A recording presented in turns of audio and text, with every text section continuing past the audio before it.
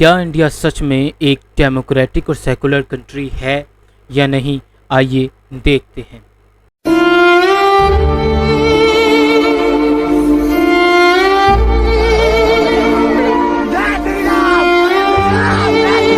कुछ भी हो, लेडीज हो, बच्चे हो, कुछ भी हो, काटने से कुछ मारो काटो जलाना।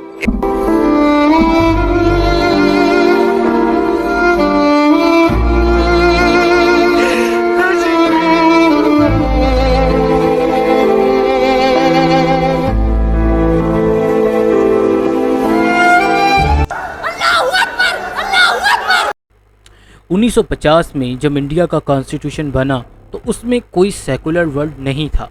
ये वर्ड सन 1976 में इमरजेंसी के दौरान इंदिरा गांधी ने 42वीं अमेंडमेंट के जरिए फोर्स किया था। और 2026 में इंडिया का अपना अखबार टेलीग्राफ इंडिया लिखता है, India in 2026 is as close to being a Hindu Pakistan as it has never been before. 1857 में हिंदू और मुसलमानों ने शाना बशाना जंग लड़ी। आज 2026 में मुसलमानों को सिटीजनशिप से एक्सक्लूड कर दिया गया। सिखों को 1984 में बड़ी तादाद में मौत के घाट उतारा गया, जबकि मसीहों को आज जेल भेजने की धमकी दी जा रही है। आज अब कवर करेंगे ये 75 साल का सफ़र, कैसे एक सेकुलर मुल्क अपनी मिनॉरिटीज़ के लिए जहन्नुम बन गया। इंदिरा गांधी ने सन 1976 में 42वीं अमेंडमेंट के बाद, जैसे मैंने बताया आपको, सेकुलर और सोशलिस्ट वर्ल्ड कॉन्स्टिट्यूशन में फोर्स किया। मतलब इंडिया खुद मानता है कि 26 साल तक वो सेकुलर नहीं था, और हकीकत ये है कि वो आज भी सेकुलर नहीं है। अब हम बात करते हैं सन 1984 यानी ऑपरेशन ब्लू स्टार। ये वो अजीब व गरीब मंजर था जब इंदिरा गांधी ने इंडियन आर्मी को हुक्म दिया और इंडियन आर्मी ने गोल्डन टेम्पल पर हमला कर दिया। याद रहे कि ये सिख बरादरी के लिए बहुत ही मुकद्दस जगह है। ऑफिशियल फिगर के मुताबिक 575 लोग मारे गए। सिख ग्रुप्स कहते हैं कि ये हज़ारों की तादाद में लोग मारे गए थे। 31 अक्टूबर सन 1984 को इंदिरा गांधी को उसी के 2 सिख बॉडीगार्ड्स ने असैसिनेट कर दिया, यानी उसका काम तमाम कर दिया। इसके बाद क्या हुआ, 1 से 3 नवंबर सन 1984 में एंटी सिख प्रोग्राम्स चलाई गई, यानी ऑर्गेनाइज तरीके से सिखों का मैस मर्डर किया गया। अकेले दिल्ली में ही 2146 सिखों को मौत के घाट उतार दिया गया। और अगर हम इसका एस्टीमेट देखें तो 3000 से 8000 के करीब सिखों को पूरे इंडिया में कत्ल किया गया। कांग्रेस लीडर जो थे उन्होंने इस कत्लेआम को न सिर्फ सपोर्ट किया बल्कि पुलिस भी इसके अंदर मुकम्मल तौर पर इन्वॉल्व रही। आज तक किसी को कोई सज़ा नहीं मिली क्योंकि ये सेकुलर कंट्री थी। फिर हम देखते हैं कि सन 1992 में बाबरी मस्जिद का क्या हाल हुआ।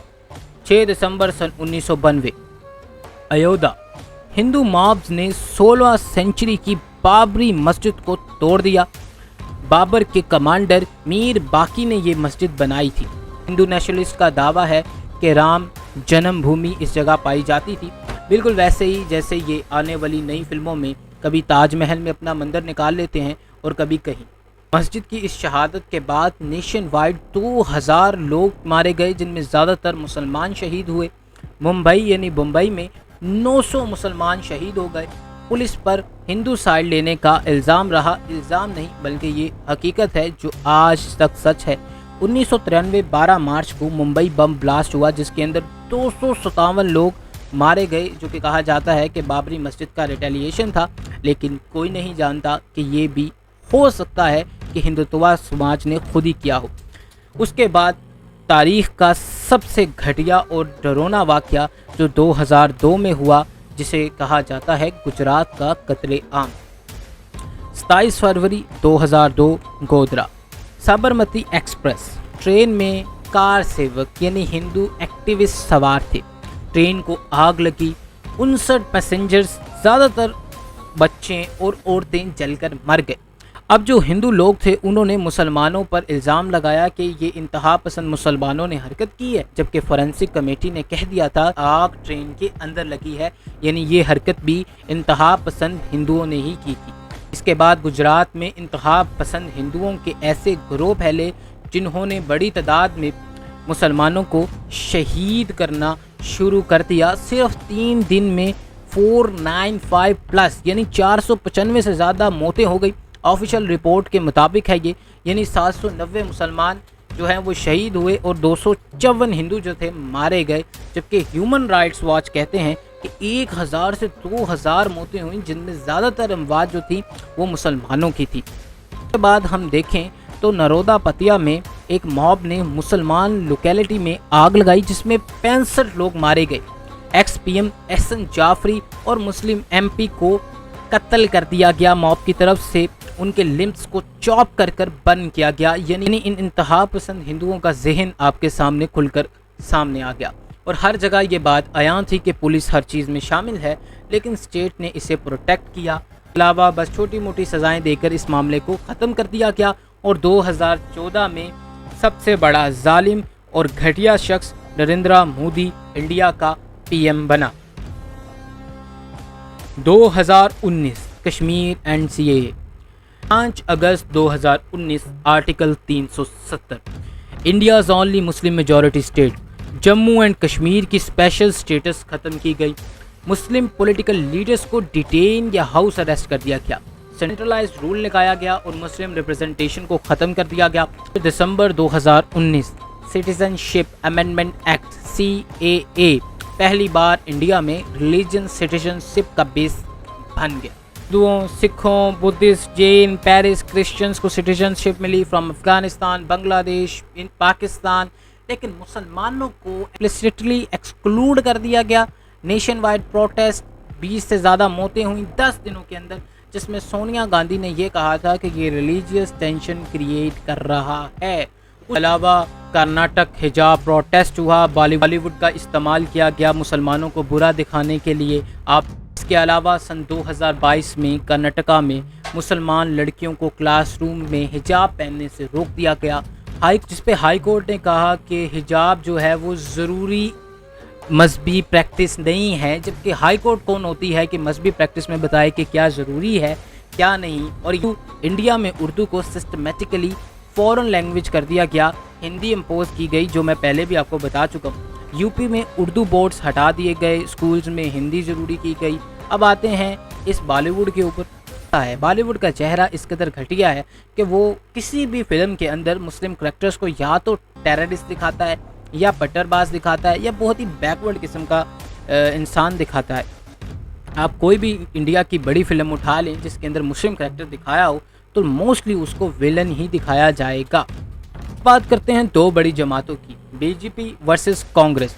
दोनों ही घटिया तरीन जमातें हैं, लेकिन अब कांग्रेस ने 1975 में एमरजेंसी लगाई, 1984 में सिख्स का मैस मर्डर किया, हिंदू कोड बिल्स बनाए और मुस्लिम को अलग रखा।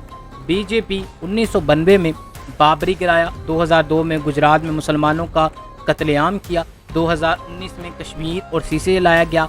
तो दोनों ने कभी भी मिनॉरिटीज़ को रिप्रेजेंट नहीं किया, लेकिन वोट की बारी ये दोनों की तरफ चले जाते हैं। आपने देखा कि India is in the secular country. आज 2026 में इंडिया ने खुले आम मुसलमानों को मारा जा रहा है, और जब गाय को मुसलमान कुर्बान करते हैं तो ये हिंदू उसको अपनी माता बनाकर आ जाते हैं और इसी बहाने मुसलमानों को रोड पर ही कत्ल कर देते हैं। पुलिस खामोश रहती है, बल्कि पुलिस भी इस काम को एंजॉय करती है। 2026 सिटीजनशिप अमेंडमेंट रूल्स 2026 मुसलमानों को फिर से एक्सक्लूड कर दिया गया। ह्यूमन इंडिया की सेकुलरिज्म की कहानी 1857 हिंदू और मुसलमानों ने मिलकर जंग लड़ी और 2026 में मुसलमानों को निकाला जा रहा है। ये वीडियो स्पेशली हिंदुओं को टारगेट करके नहीं बनाई गई, बल्कि ये इंतहा पसंद हिंदुओं को टारगेट करके बनाई गई है, क्योंकि ये वो शैतानी सोच है जो पाई जा रही है। जैसे मुसलमानों के अंदर हम देखें तो वहाबी किस्म के लोग जो शैतान किस्म की सोच रखते हैं, सिखों में ज़ायनिस्ट हैं, यहूदियों में ज़ायनिस्ट हैं, वैसे ही हिंदुओं में कट्टर हिंदू ज़ायनिस्ट हैं जो हिंदुओं की भी ज़िंदगी को अजीरन बना रहे हैं। बॉलीवुड भी, इंडिया की डेमोक्रेसी, अदालत सब इन्हीं के कंट्रोल के अंदर है। अगर आप चाहते हैं कि आपका भारत एक अच्छा मुल्क बने तो आप में से अच्छे लोगों को उठकर आना होगा और इंसानियत दिखानी होगी। याद रहे, जो मुसलमानों को दहशतगर्द कहते हैं उनके लिए कुरान शरीफ में अल्लाह ताला फरमाते हैं कि एक इंसान का कत्ल कुल इंसानियत का कत्ल है, और हम किसी को दीन कबूल करने पे भी फोर्स नहीं कर सकते, क्योंकि अल्लाह फरमाता है कि दीन में कोई जबर नहीं।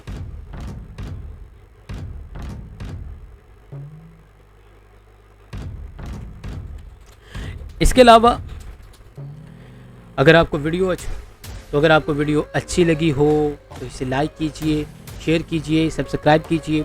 इंशाल्लाह कोशिश रहा करेगी कि हफ्ते में 1 या 2 वीडियोस, एक तो कम से कम अपलोड हो जाए।